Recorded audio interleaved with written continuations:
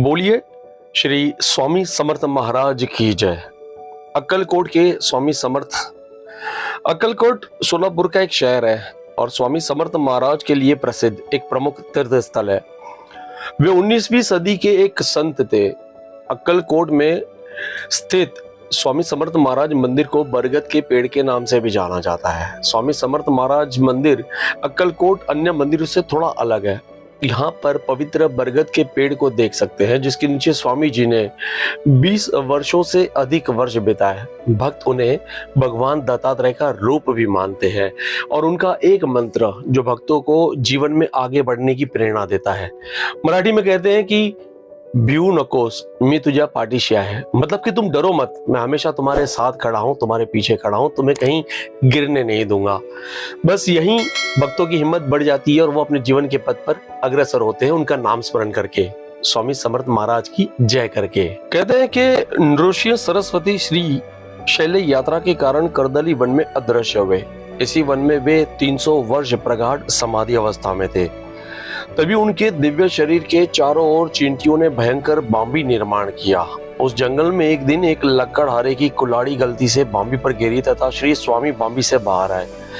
प्रथम वे काशी में प्रकट हुए, आगे कोलकाता जाकर उन्होंने काली माता का दर्शन किया। इसके पश्चात गंगा तट के अनेक स्थानों का भ्रमण करके वे गोदावरी तट पर आए।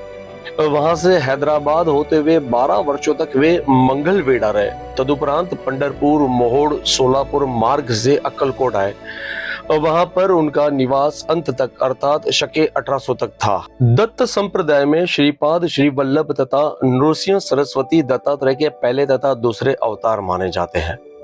श्री स्वामी समर्थ ही नृसिंह अवतार है अर्थात दत्तावतार है। अक्कलकोट के परब्रह्म श्री स्वामी समर्थ अपने भक्तों को सुरक्षा का वचन देते हुए कहते हैं कि डरो नहीं, मैं तुम्हारे साथ हूँ। भक्तों को आज भी इनकी अनुभूति आती है। श्री स्वामी समर्थ अक्कलकोट प्रथम खंडोबा के मंदिर में ईस्वी सन 1856 में प्रकट हुए। उन्होंने अनेक चमत्कार किए, जन जागृति का कार्य किया। जो मेरा अनन्य भाव से चिंतन मनन करेगा, उस अनन्य भाव के चिंतन की उपासना सेवा मुझे सारा सर्वस्व समझ के अर्पण करेगा, उस नित्य उपासना करने वाले मेरे प्रिय भक्तों का मैं सब प्रकार से योगक्षेम चाहूंगा। उन्होंने भक्तों को ऐसा आश्वासन दिया। स्वामी समर्थ क्षण में अदृश्य होते थे तथा अचानक प्रकट भी होते थे।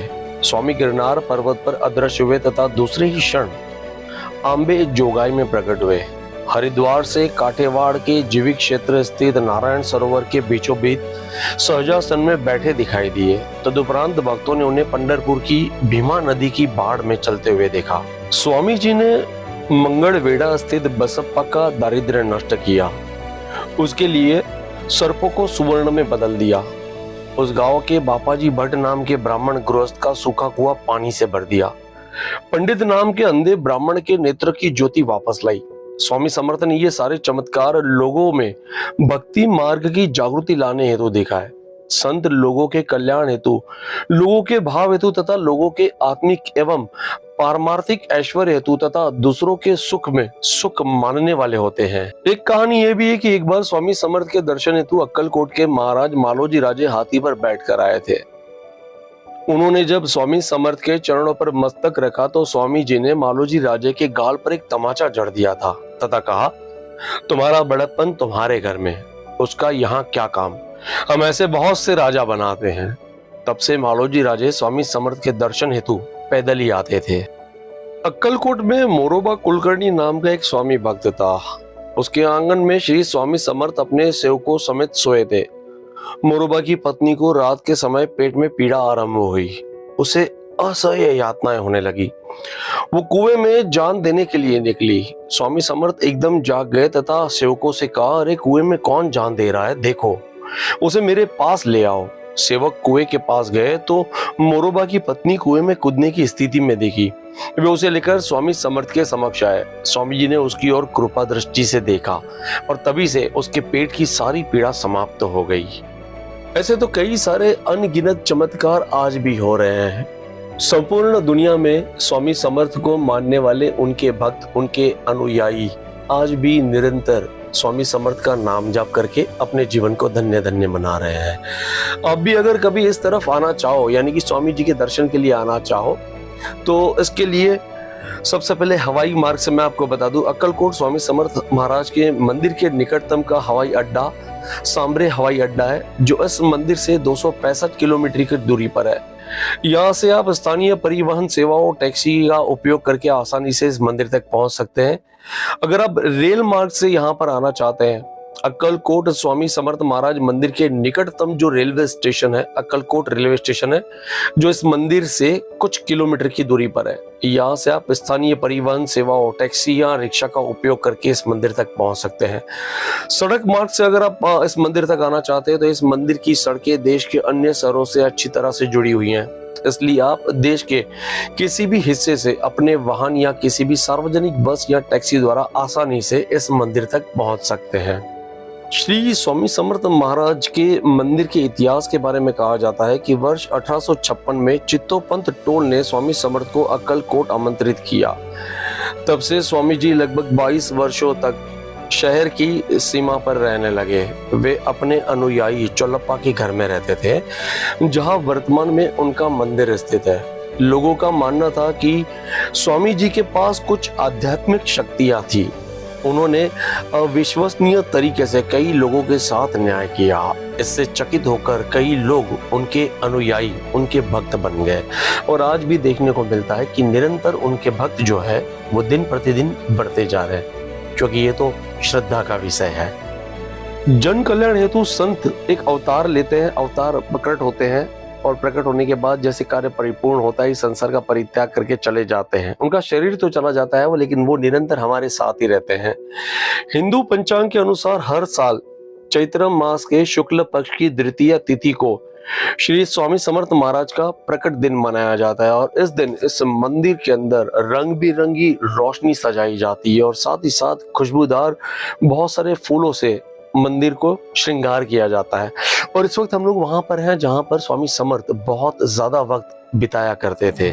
चलिए अंदर चलते हैं, दर्शन करते हैं।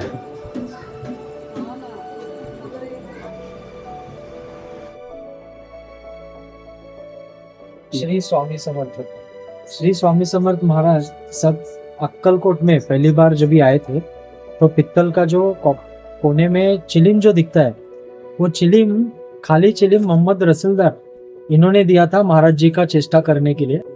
तो महाराज जी ने खाली चिलिम के अंदर से अग्नि और धूर बोलते हैं ना, धुआं, ये प्रज्वलित किया था।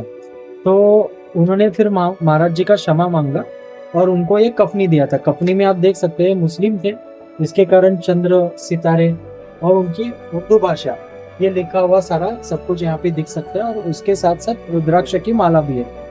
अभी ये कफनी से हमें अंदाजा आ सकता है कि महाराज जी की देह यष्टि कैसी थी। तो महाराज जी का जो बॉडी है वो इतना वाइड था, वो प्रोपोर्शन में महाराज जी का हाइट था, लगभग 7.5 फुट हाइट है, 13 से 14 इंच का उनका एक एक पाँव है, उतना उनका देह यष्टि था, क्योंकि वो साक्षात परब्रह्म थे।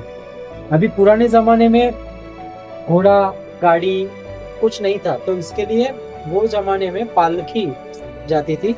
पालकी में महाराज जी जब बैठते थे तो महाराज जी के साथ वो पादुका रहता था, जो रक्त चंदन का खड़ा हुआ, यानी मराठी में मेना का पादुका बोलते हैं। मेना का पादुका महाराज जी के साथ में हमेशा रहता था। पीछे मोदीवाड़ा करके, मोदीवाड़ा में आप देख सकते हैं ये त्रिशूल, डमरू, कोने में जो एक्स है, कुराड़ बोलते हैं, कोयता बोलते हैं, ये सब कुछ वीरभद्रेश्वर स्वरूप में, यानी शिव जी का एक अवतार है। उनके अवतार में महाराज जी ने साक्षात दर्शन दिया था। वो टाइम पे ये सारे वस्तु प्रकट हुए थे, यानी ये कोई मानव निर्मित वस्तु नहीं है। कोने में आप देख सकते हैं जो बड़ा डंडा है वो महाराज जी चलते वक्त इस्तेमाल करते थे। उससे हमें अंदाजा आता है कि महाराज जी का हाइट कितना रहेगा। ऊपर देख सकते हैं चांदी का महाराज जी का छत्र है। वो टाइम पे फैन नहीं थे, तो इसको चौरी बोलते हैं मराठी में, यानी उसी से वो टाइम पे हवा हम लोग देते थे। आप देख सकते हैं वो टाइम पे 1840 में इंडिया में फोटोग्राफी आया था और महाराज जी के लगभग 33 से लेकर 34 ओरिजिनल फोटोग्राफ्स निकाले गए थे। उनमें से कुछ ये फोटोग्राफ से पहला जो है राजवाड़ा में लिया हुआ, पुराना राजवाड़ा। दूसरा जो है जहाँ पे आप देख सकते हैं महाराज जी वटवृक्ष के नीचे खड़े हैं, जहाँ पे उनका हाथ नी के नीचे जाता है, घुटने के नीचे जाता है, उसको आजानुभाव बोलते हैं। तीसरा जो है चिंतोपंत टोल, इनके घर में व्याघ्रा जिन यानी ये स्किन का जो टाइगर का जो स्किन है वो उसके ऊपर महाराज जी विष्णु रूप में निद्रिस्त करते हुए महाराज जी का दर्शन देख सकते हैं। यहाँ पे महाराज जी के जो शिष्य और भक्तगण थे उनका यहाँ पे सारा फोटोग्राफ्स आप देख सकते हैं। जैसे चोलप्पा महाराज, अभी ये सब जो चीज है वो आप चोलप्पा महाराज के वाड़े में देख रहे हो। चोलप्पा महाराज जी के दामाद, चोलप्पा महाराज जी के डॉटर, और ये बालप्पा महाराज, और पीछे जो है वो श्री भुजंगा। ये सारे हमारे भक्तगण। और जहाँ पे हम लोग ये वीडियो अभी शूट कर रहे हैं, यहाँ पे महाराज जी स्वामी समर्थ महाराज जब चोलप्पा महाराज के वाड़ा हम लोग बोलते हैं यानी पैलेस, उसमें जब भी रहते थे तो उनका आगमन जब भी होता था तो उनका ये बैठने का प्रिय यानी उनको फेवरेट ये उनका बैठने का जगह है। जब जैसे भी आप अंदर आओगे आपको यहाँ पे सारा वाइब्रेशंस एकदम अलग दिखेगा। ऊपर आप देख सकते हैं महाराज जी का समाधि, यानी आप सुबह जगह आओगे लगभग सुबह 7 बजे या आप 5 बजे से जब भी आओगे तो महाराज जी का समाधि में जो है ऐसा आपको दर्शन हो जाएगा। और इसी प्लेस में बाहर लगभग 80 फीट का डीप वेल है, कुआं बोलते हैं हम लोग, वो खाली था कुआं में महाराज जी ने अंदर उतर के लघु शंका किया था, तो वो सिर्फ नाम मात्र था, यानी उसके कारण लगभग 7 समुद्र आ गए। यहाँ से देखेंगे तो हजारों मील दूर समुद्र है, तो 7 समुद्र और 9 नदी यानी रिवर, जहाँ से ये हिडन कनेक्शन है, अंडरग्राउंड कोई कनेक्शन नहीं है। यहाँ पे 12 महीना 24 घंटा यहाँ पे तीर्थ, जो कुशावर्त तीर्थ बोलते हैं, ये तीर्थ आता है। यहाँ पे आप देख सकते हैं जो कोने में महाराज जी का जो फोटो है वो चोलप्पा महाराज जी के 5वें वंशज श्री वेद शास्त्र संपन्न अन्नू महाराज जी है, और उनके पुत्र श्री आदित्य महाराज जी भी यहाँ पे वाड़ा में रहते हैं। तो इनके सारे आपको दर्शन भी मिल सकते हैं। आप जब भी यहाँ पे अक्कलकोट में आओगे, अक्कलकोट में समाधि मंदिर है, समाधि मंदिर के लेफ्ट साइड पे चोलप्पा महाराज जी का वाड़ा है, वहां पे आप पूछ सकते हैं अन्नू महाराज और आदित्य महाराज जी को। Thank you. श्री स्वामी समर्थ।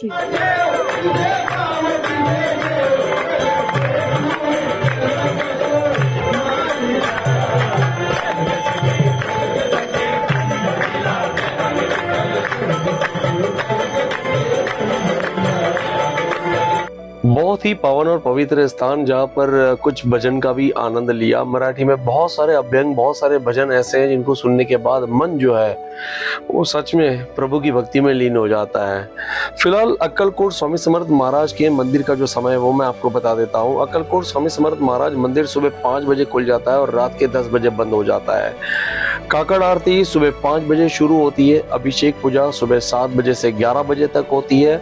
लघु रुद्र सुबह 8 बजे शुरू हो जाता है और रात को 10 बजे, यानी कि समझिए 8 बजे शेज आरती होती है और 10 बजे मंदिर के द्वार कपाट जो है वो बंद हो जाते हैं।